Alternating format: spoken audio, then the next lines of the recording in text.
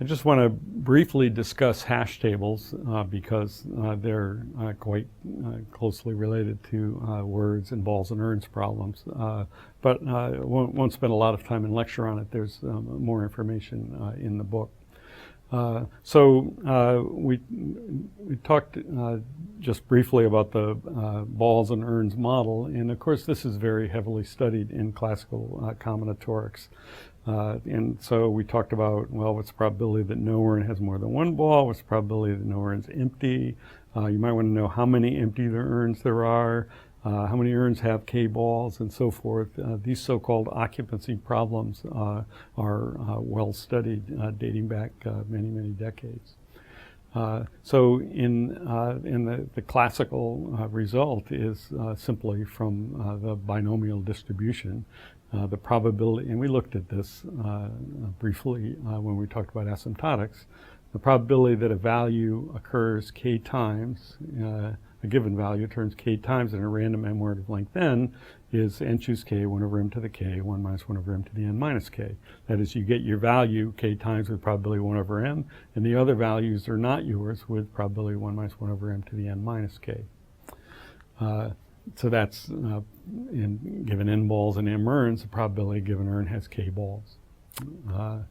Now, we looked at the Poisson approximation that works for the situation where n over m is alpha and is fixed, and K is a small constant. That's the so-called Poisson approximation. And we showed how to come up with that approximation when we talked about asymptotics. And this is a very good approximation. So, for example, this plot gives for, this is for alpha equals 10. So n equals 10,000, m equals 1,000. That's a plot of the binomial distribution. It's centered at 10, and that's where the peak is. And this is the Poisson approximation for that same case with alpha equals 10, and the curves are nearly identical. And so the Poisson approximation is a little bit easier to work with, so that's why it's so often used. An application is in hashing algorithms. So people in computer science are very familiar with these algorithms. I'll just briefly describe them for people in math that maybe haven't seen them. They're very well covered in books on algorithms like our book or Knuth's book. The idea is we want an efficient way to put key value pairs in a symbol table, and we talked about this for binary search trees and tries, and you want to search the table for the pair corresponding to a given key. So the hashing strategy is to come up with a function that maps each key onto a random value between 0 and m minus 1, and then develop a collision strategy to figure out what to do when two keys hash to the same value. And the basic algorithms that we'll talk about, one's called separate chaining, where we essentially represent the urn with a linked list. Another one's called linear probing, where we just use an array and we never let two get in the same place, where we scan through the empty spots on a collision. And I'll talk about briefly about both of those algorithms. And the model that we use is this idea that the hash function, we assume what's called the uniform hashing assumption, that the hash function maps each key into a random value between 0 and m minus 1. And it's been shown to be not so difficult for typical types of keys to get hash functions that reasonably approximate this uniform assumption. So that's the setup. So hashing with separate chaining is really easy to implement, and this is just a diagram from our algorithms book that shows a hash table of size 5. And so the keys are letters, and then the hash values are supposed to be random values between 0 and 5. It's just a word. So the sequence of hash values is just a random word. And then we store the letters in lists indexed by the hash values. So those are the urns, and the keys and the associated values are the balls. So that's easy to implement, and of course we're going to be interested in how long these lists are. Again, this is the just the balls and urns model for hashing with separate chaining, and probably spending too much time on animations, but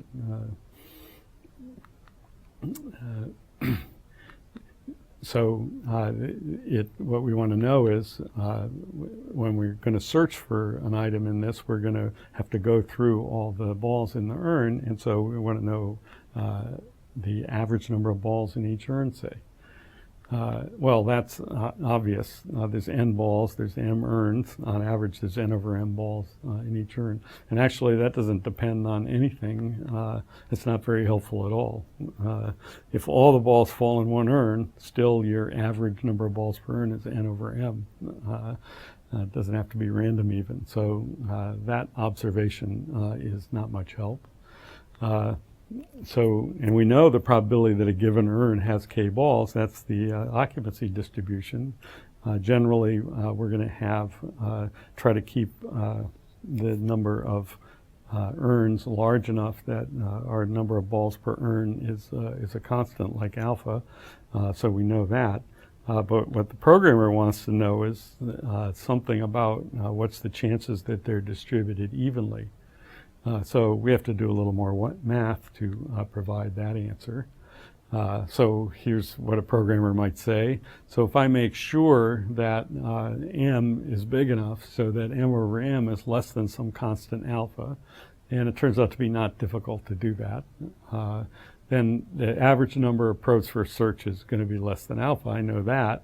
But what's the chance that some search will use way too many probes under the uniform hashing assumption, say 5 alpha probes?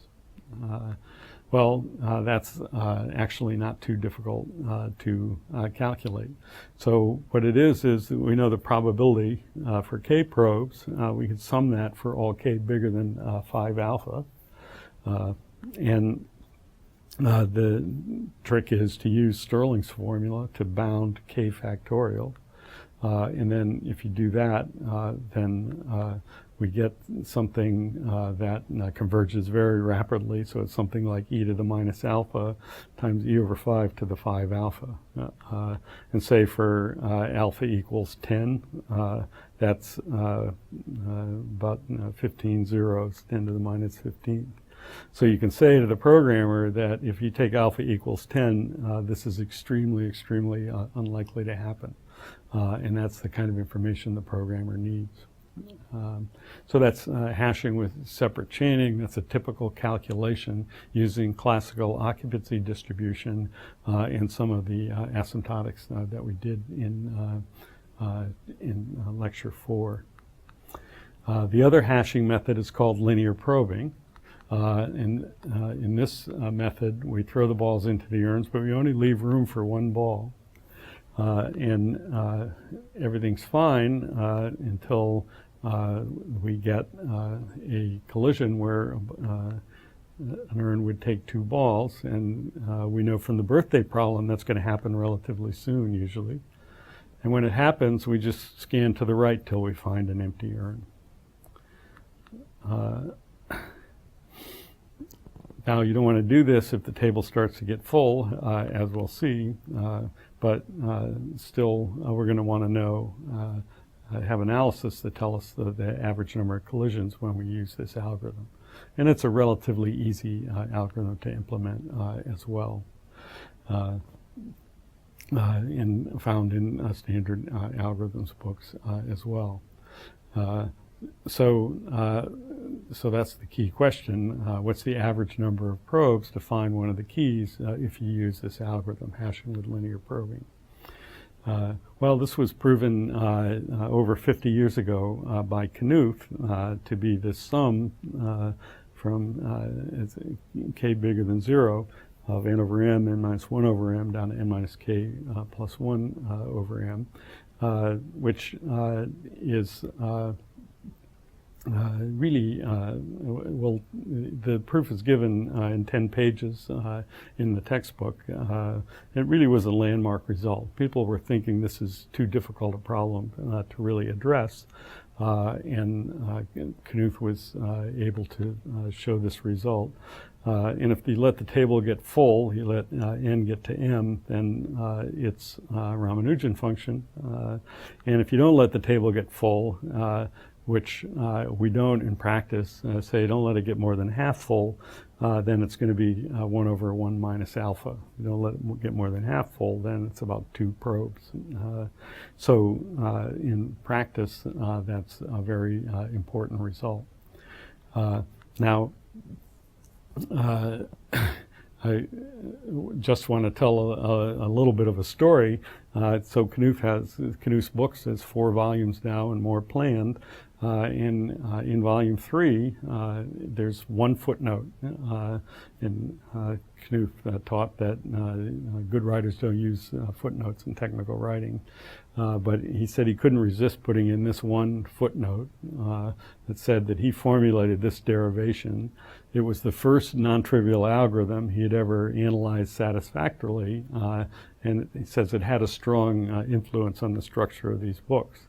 It really is where the analysis of algorithms began, was when Knuth solved this problem.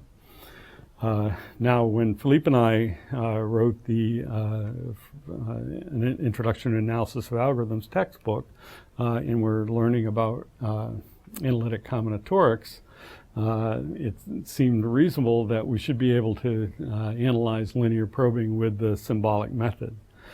So we couldn't resist putting in 1 footnote in our book either, and that one said that we don't know the answer to this exercise. And we couldn't figure out how to use the symbolic method to analyze linear probing.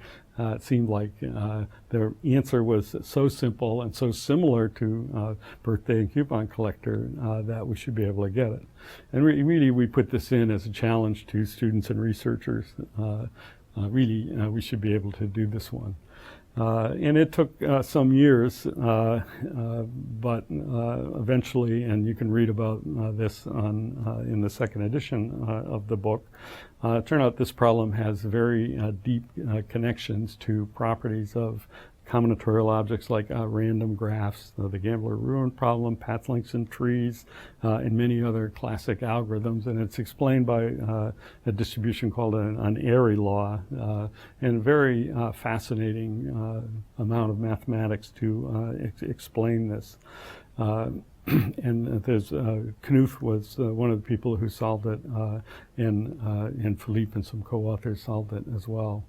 Although actually still we don't quite exactly precisely know the answer to this exercise. We know quite a bit, so there's actually still a footnote left in the second edition. But linear probing is worth studying to see both the potential and limitations of what we know about analysis of algorithms at this point. One of the foundations mentioned here is properties of mappings, and that's what we're going to talk about next.